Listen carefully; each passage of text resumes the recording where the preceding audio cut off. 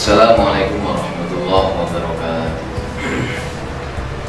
Bismillahirrahmanirrahim. La hadratin Nabi Mustafa Rasulullah Muhammad sallallahu alaihi wasallam wa ala alihi wa azwajihi wa dhurriyyatihi wa ahli baitihi wa jami'i sahabati wa tabi'in alladhina yattabi'una bi ihsanin ila yaumiddin, khususan ila hadrati jami'i masyayikhina wa syaikhi syuyukhina wa muallimina wa asatidana آبائنا وأمهاتنا أولادنا وتلاميذنا وسائر من حمل نسأل الفاتحة. أعوذ بالله من الشيطان الرجيم. بسم الله الرحمن الرحيم. الحمد لله رب العالمين الرحمن الرحيم مالك يوم الدين إياك نعبد وإياك نستعين اهدنا الصراط المستقيم صراط الذين أنعمت عليهم غير المغضوب عليهم ولا الضالين. Bismillahirrahmanirrahim. Qala mu'allif rahimahullahu ta'ala wa nafa'ana bihi wa bi'ulumihi wa amaddana bi asrarihi wa a'adda 'alaina bi barakatihi amin amin ya rabbal alamin. Bismillahirrahmanirrahim. Al-babu tsani utawi iki bab kang kaping pindho. Fi adabil muta'allimi ing dalem nerangaken pira-pira tata kramane pelajar utawa tata kramane murid.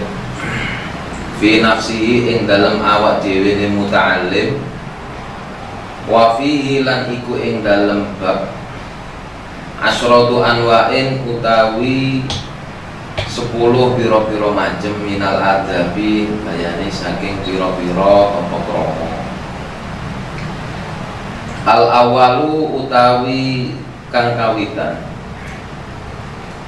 iku ayu tahira becik nyuceni sapa muta'allim qalbahu ing atine muta'allim min kulli ghasyin saking pira-pira bujuk wadanasin lan pira-pira kotoran wa ghillin lan pira-pira unek ala wa hasadin lan pira-pira sifat hasud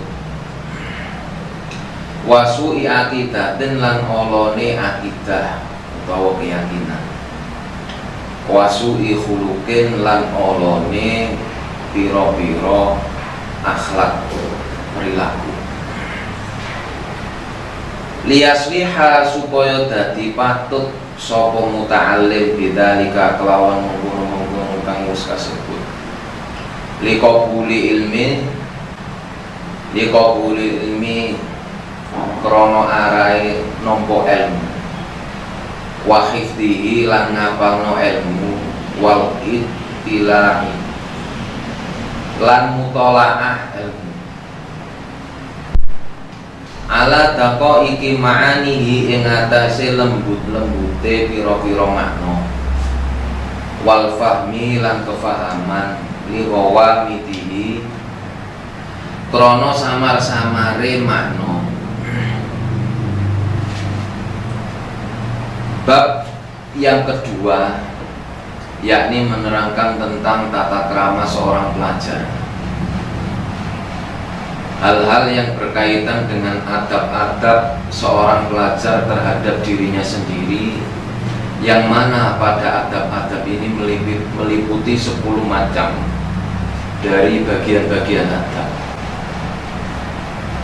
Yang pertama adalah seorang pelajar hendaknya menyucikan hatinya, hendaknya membersihkan hatinya dari segala macam bentuk tipu daya, dari kotoran-kotoran hati, penyakit-penyakit hati,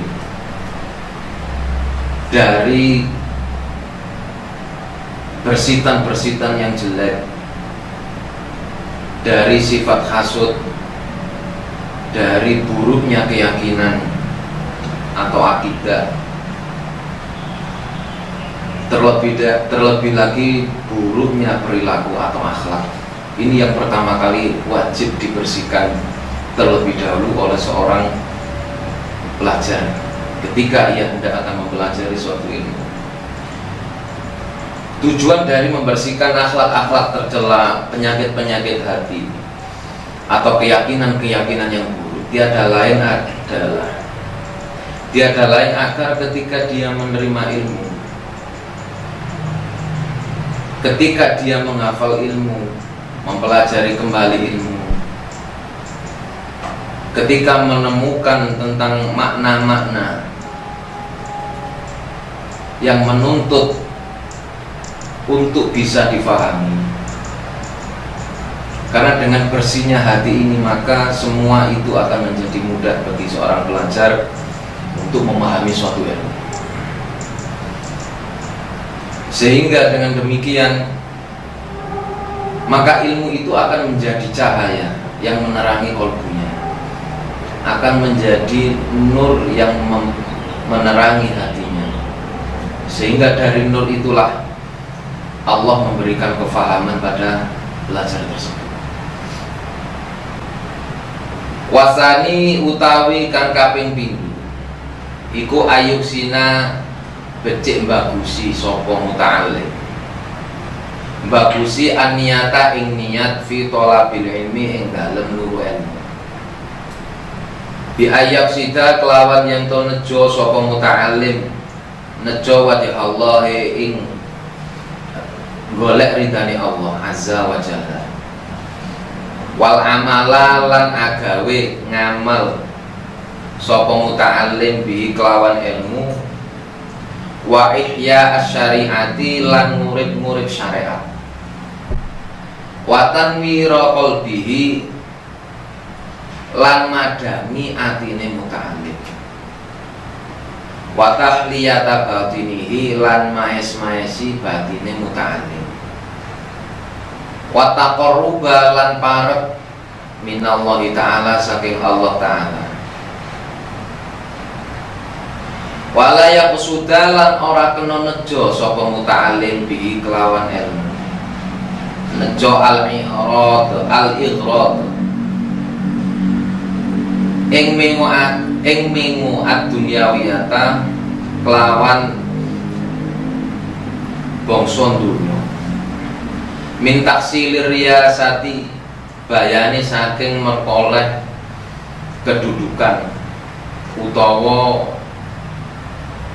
supaya dadi pemimpin, wal jahi lan pangkat, wal mali lan bondo, wa mubahatil aqrani lan ngungkuli pira-pira kanca, wa ta'ziman nasi lan ngegungno menungso lahu maring muta'allim, wa nahwi dzalika lan sepadane mengkono-mengkono kaos kasebut. Kemudian pada adab yang kedua, yakni hendaknya seorang pelajar memperbaiki niatnya terlebih dahulu ketika dia hendak mempelajari ilmu atau mencari ilmu, dengan niat atau tujuan semata untuk mencari ridhonya Allah Subhanahu wa ta'ala. Kemudian niat agar bisa mengamalkan ilmu, menghidupkan syariat Islam, untuk menerangi hati, dan untuk menjadikan perhiasan bagi batiniahnya dia, terlebih lagi sebagai sarana untuk mendekat kepada Allah Subhanahu wa ta'ala. Itu tujuan pokok. Jadi seorang pelajar tidak diperkenankan ketika dia belajar suatu ilmu bertujuan untuk mendapatkan hal-hal yang bersifat materialistis, bertujuan untuk mendapatkan duniawiyah, seperti misal agar menjadi pemimpin di kemudian hari, agar memperoleh kedudukan di mata masyarakatnya, agar memperoleh harta benda yang banyak, agar bisa mengungguli teman-temannya, agar orang pada tunduk kepadanya. Ini tidak boleh, karena ini termasuk niat yang tercela.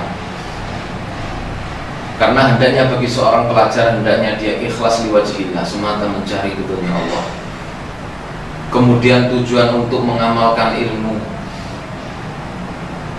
Makanya sangat penting sekali agar seorang pelajar ketika dia hendak mempelajari suatu ilmu, atau ketika dia hendak pergi belajar mencari ilmu, baik itu berangkat ke sekolah atau ke pesantren atau majelis ulama, mendengarkan tausiah,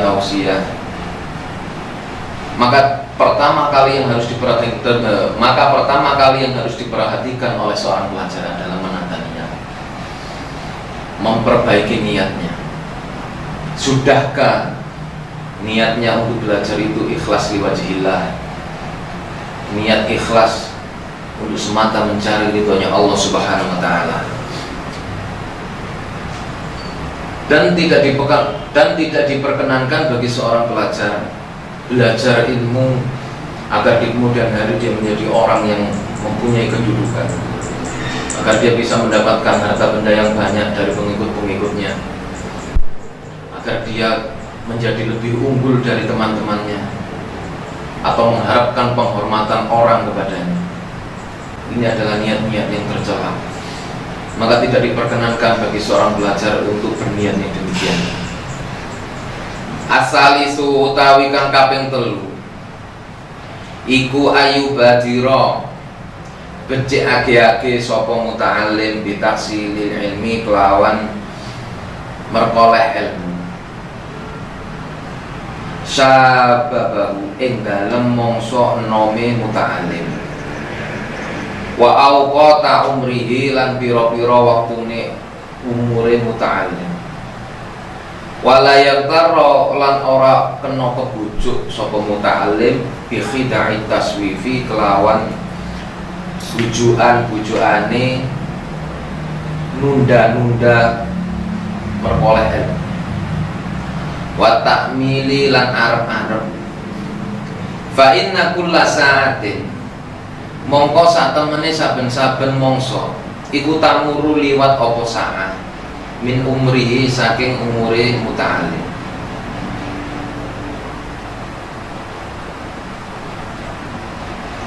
La buddha mongko ora kena, la badala mongko ora ana ganti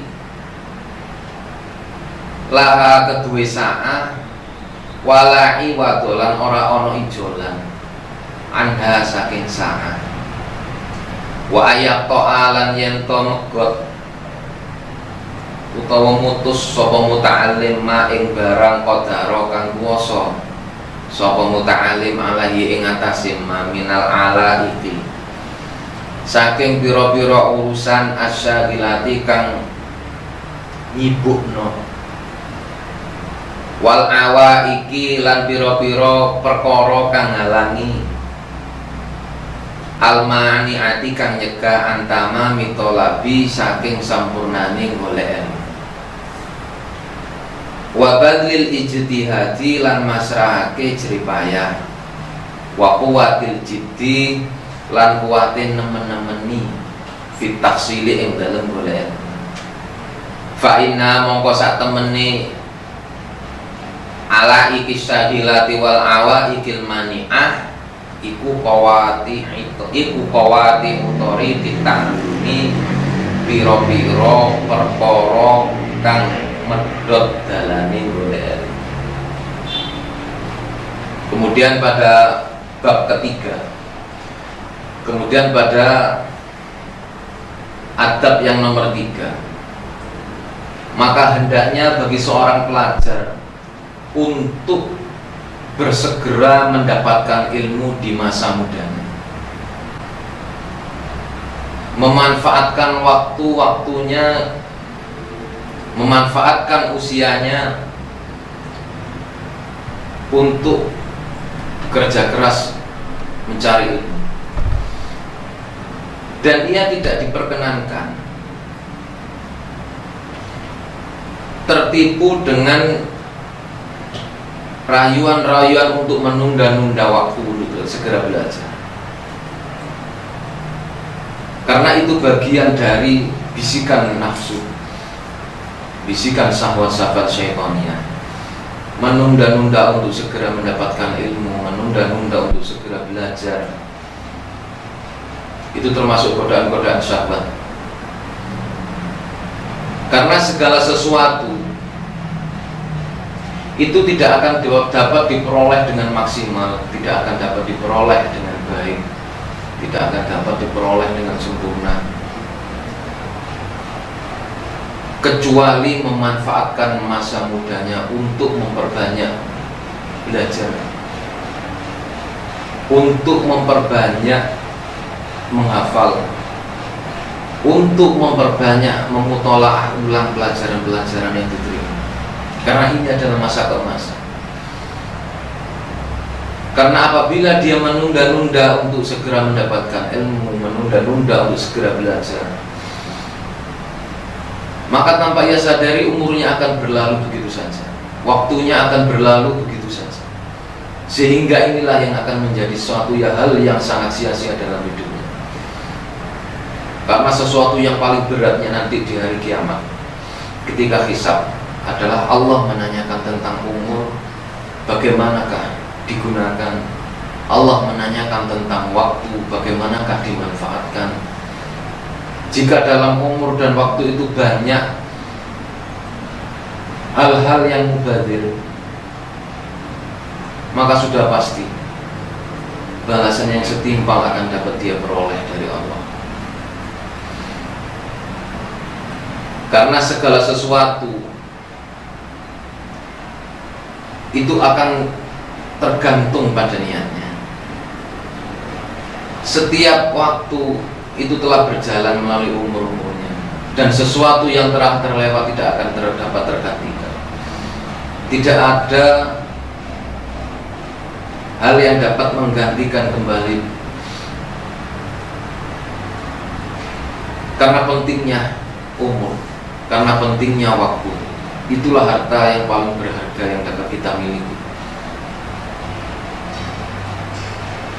Kemudian pada nomor 4, selanjutnya pada nomor 4 dijelaskan ar-rabi'u utawi kang nomor 4 iku ayyaqna'a ing yen tokona'a sapa muta'allim, tegese neriman sapa muta'allim minal kuti saking panganan, wal libasi lan pakaian, bima kelawan barang tayasaro kang gampang apa ma, fa bisobri mongko kelawan sabar, ala adnal aishi ing atase luwe andhape penguripan, iku yanalu bakal merkoleh sapa muta'allim sa'atal ilmi ing jembare ilmu, wajam asam lil qalbi lan ngumpulake pira-pira pisae ati, min mutafarriqatil amali saking pira-pira pecahe angen-angen, wa yatafajjara lan mili fihi ing dalem qanaah, wa yatafajjara lan mili fihi ing dalem qalb apa ya nabiul hikami pira-pira sumber hikmah. Adab yang keempat, seorang pelajar hendaknya menerima apa adanya, berupa segala sesuatu yang mudah ia dapat, semisal makanan, pakaian, dan bersabar ketika menghadapi problematika hidupnya, bersabar ketika masa-masa belajarnya, menghadapi lika-liku kehidupannya ketika belajar, bersabar ketika menjalani masa-masa belajarnya yang penuh dengan suka maupun duka. Karena hal itu akan dapat membentuk dalam hatinya sifat yang tabah. Karena hal itu akan dapat menguatkan tekadnya untuk tetap melanjutkan cita-citanya yang luhur. Karena dengan apa yang dia alami dari kehidupan yang serba susah yang ia alami ketika masa-masa belajar, maka itu akan menjadikan sumber-sumber hikmah akan muncul di jalannya. Maka Imam Asy-Syafi'i mengatakan qala dawu sapa imamuna imam kita Asy-Syafi'i rupane Imam Asy-Syafi'i radhiyallahu anhu la yuflihu ora bejo sapa man wong tolaba kang luru sapa man al ilma ing ilmu bi izzatin nafsi kelawan luhur awak wa sa'atil ma'isyati lan jembare penguripan. Walakin lan tetapine man utawi wong tolaba kang luru sapa man hu ing ilmu bidzillatin nafsi kelawan inone awak wa dhiqil aishi lan rupeke penguripane wa khidmatil ulama lan ngeladeni ulama aflaha mongko bejo sapa muta'allim toman. Imam Syafi'i radhiyallahu taala anhu mengatakan tidak akan beruntung orang yang mencari ilmu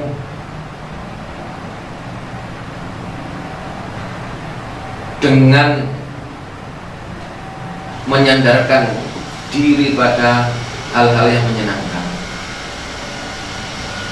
Orang yang mencari ilmu tidak akan bisa merasa bahagia apabila ketika ia mencari ilmu disertai dengan hati yang luhur dan kehidupan yang serba cukup. Akan tetapi orang yang mencari ilmu dengan kehinaan dirinya, dengan sempitnya kehidupannya dan melayani ulama, maka ia akan beruntung, maka ia akan sukses. Sehingga dikatakan dalam satu makalah yang lain, tidak akan beruntung, tidak akan mendapatkan ilmu orang yang santai-santai. Akan tetapi orang yang mendapatkan ilmu adalah orang yang merasakan kehinaannya ketika ia masa-masa belajar. Ia merasakan betapa susahnya kehidupan yang dialaminya. Bangun malam, memperbanyak waktu mutolaah pelajaran, memperbanyak hafalan, waktunya digunakan untuk belajar dan melayani ulama atau guru. Karena hal-hal yang demikian inilah yang menjadikan ia akan sukses di kemudian hari. Sudah banyak kita lihat kisah-kisah seperti itu. Para ulama zaman dahulu betapa susahnya mereka belajar. Imam Malik bin Anas itu termasuk salah satu guru dari Imam Asy-Syafi'i. Selama beliau belajar hadis, ketika masa mudanya beliau berguru pada ulama-ulama hadis untuk menghafal hadis, sampai rumahnya dijual, perabotan rumahnya dijual.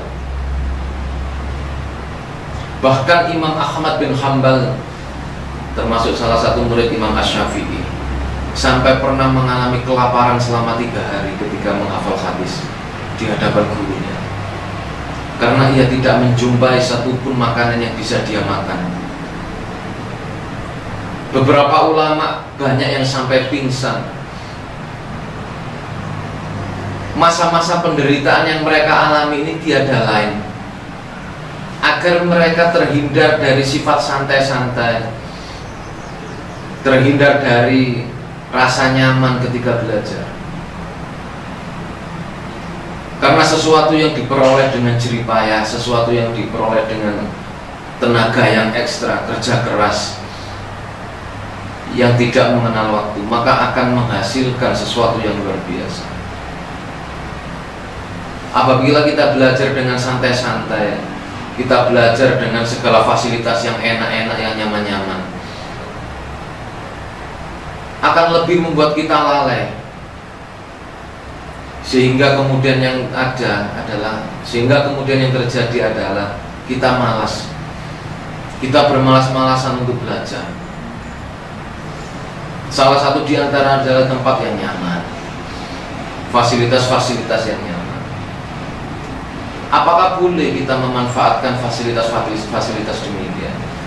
Apakah boleh kita memanfaatkan fasilitas-fasilitas yang demikian? Boleh. Tapi dengan catatan tetap kita harus punya waktu yang lebih ekstra di luar kenyamanan-kenyamanan itu. Salah satu diantaranya sedikit tidur, banyak belajar, membaca, menghafal, banyak melakukan sholat-sholat sunnah di samping sholat-sholat makruhat. Karena hal-hal yang demikian inilah yang akan nanti menjadikan kita mulia, menjadikan kita seorang pemimpin, menjadikan kita seorang yang terpelajar, seorang yang alim. Bukan hanya dalam pandangan manusia, terlebih dalam pandangan Allah Subhanahu wa Ta'ala. Maka tidak boleh bagi seorang pelajar ketika masa belajarnya dia santai-santai. Dia belajar dengan tuntutan fasilitas yang nyaman, fasilitas yang enak-enak, terutama makan yang enak-enak.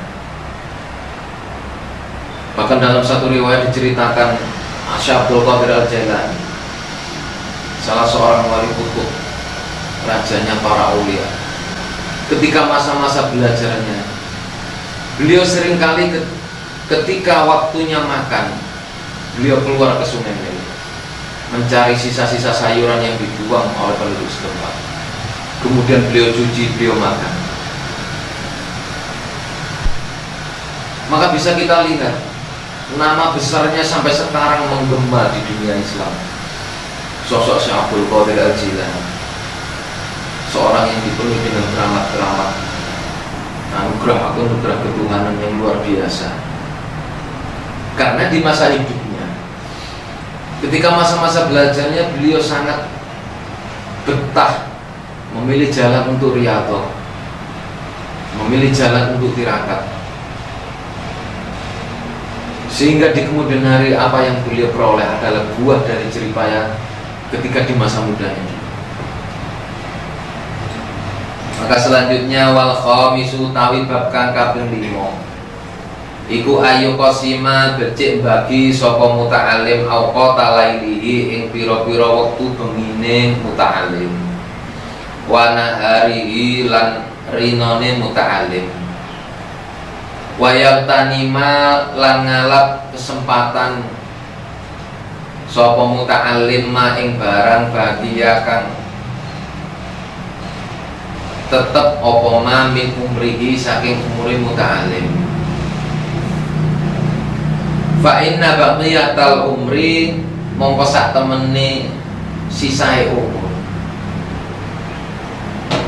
iku laki mata ora ana regane laha keduwe baqiyatal umri wa ajwadal awqati lan bagusi waktune, bagusi pira-pira waktune lil hifdzi kanggo ngapalake pelajaran.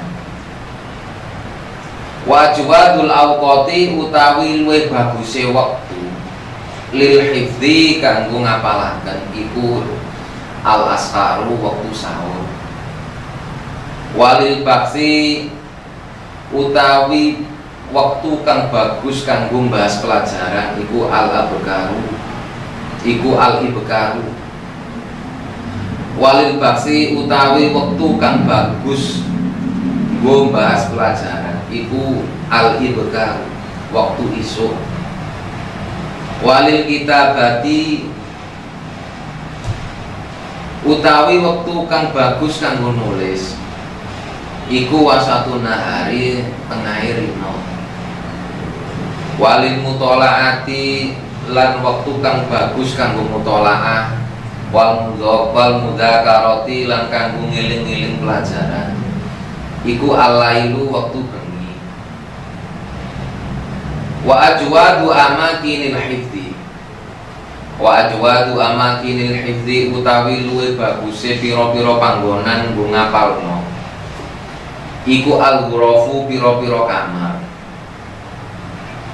Wa kullu maudhi'in lan saben-saben panggonan kaidin kang ado anil mulhiyati saking pira-pira perkara kang nglalekaken. Wala yahsunu lan ora bagus apa al-hifdzu ngapalaken bi hadratin nabati kelawan ana ing ngarepe wit-witan, wal khudrati lan ijo-ijoan, wal anhari lan pira-pira kali, wala yasunu lan ora bagus apa al-hifdzu ngapalaken bi hadratin nabati kelawan ngarepe wit-witan, wal khadrati lan ijo-ijoan, wal anhari lan pira-pira kali, wa dajijil aswati lan pira-pira nggon kang bising to berisik. Kemudian pada poin nomor 5, hendaknya seorang pelajar harus membagi seluruh waktu dan menggunakannya setiap kesempatan dari umurnya. Sebab umur yang tersisa itu tidak akan ada nilainya sama sekali. Artinya umur yang telah berlalu itu tidak dapat dibeli kembali. Waktu yang paling ideal atau waktu yang paling bagus yang baik digunakan oleh para pelajar untuk menghafal adalah waktu sahur, yaitu waktu menjelang subuh. Itu waktu yang sangat bagus digunakan untuk menghafal pelajaran. Kemudian waktu yang bagus digunakan untuk membahas pelajaran, digunakan untuk mendiskusikan pelajaran adalah waktu pagi. Kemudian waktu yang baik untuk menulis pelajaran, kembali menulis atau memberikan catatan-catatan adalah pertengahan hari. Kemudian waktu yang bagus untuk mempelajari kembali pelajaran yang diterima atau untuk mengingat-ingat kembali pelajaran yang diterima adalah waktu malam. Akan halnya tempat-tempat yang bagus digunakan untuk menghafal adalah di serambi-serambi kamar, bilik-bilik kamar, asrama, tempat-tempat yang sunyi, tempat-tempat yang sepi, dan tempat-tempat yang jauh dari hal-hal yang bisa melalaikan, seperti keramaian, tempat-tempat yang bising, tempat-tempat yang tidak bisa membuat fokus pada pelajaran. Di tepi-tepi sungai, di tepi-tepi jalan, tempat lalu lelangnya orang, itu adalah tempat-tempat yang tidak baik digunakan untuk menghafal, untuk belajar atau mendiskusikan pelajaran. Maka demikianlah beberapa hal yang wajib diketahui oleh pelajar. Maka insyaallah kita lanjutkan pada pertemuan berikutnya dari adab-adab yang harus diperhatikan oleh seorang pelajar. Wassadisu wallahu a'lam bissawab.